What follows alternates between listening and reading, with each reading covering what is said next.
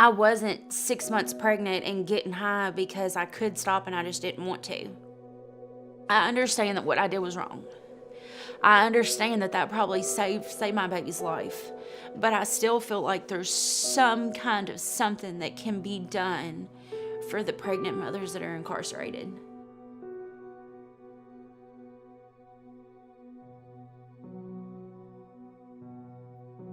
I just don't view that having a dignified birthing experience is somehow special treatment. I think it's just humane treatment.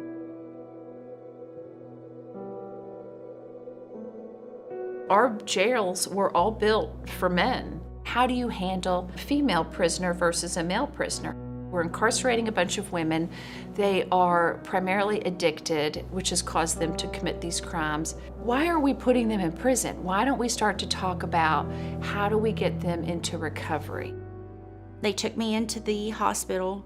You've got this khaki jumpsuit and you've got shackles on, and they throw a blanket over your lap. You can hear the chain on the shackles dragging from the wheelchair. They left me shackled to the bed after they gave me my epidural for a C-section. When I got back to prison, I got all my stuff and I went back to my dorm. They called my name to the office and I had to walk all the way to the administration building. Just had a C-section 3 days ago. And walking's the very last thing you want to do after a C-section. You have to walk a good distance 3 and 4 times a day and stand in line in the cold. Regardless of what I did and the choices that I made, like, that's not okay.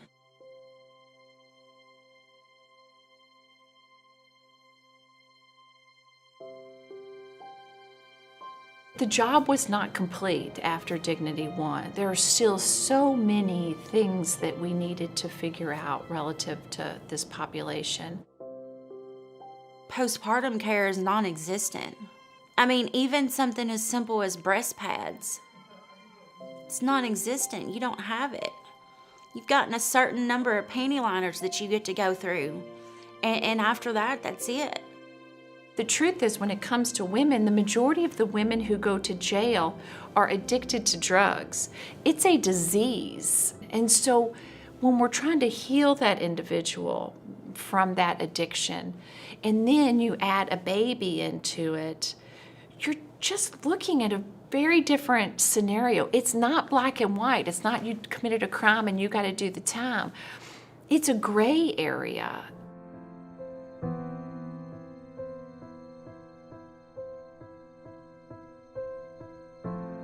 The other aspect of the Dignity II bill that I think is really important is that we need to start doing data collection.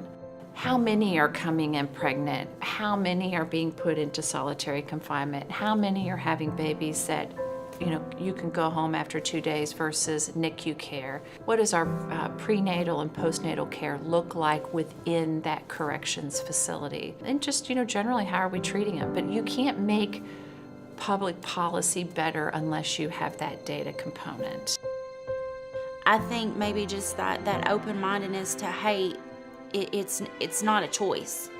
Today I can make a choice not to get high, but it's hard to do it when you can't stop. We call it the Dignity Bill, and some people say dignity. Well, these people are incarcerated, and I'm like, well, yeah, they made a mistake. Some mistakes are more egregious than other mistakes.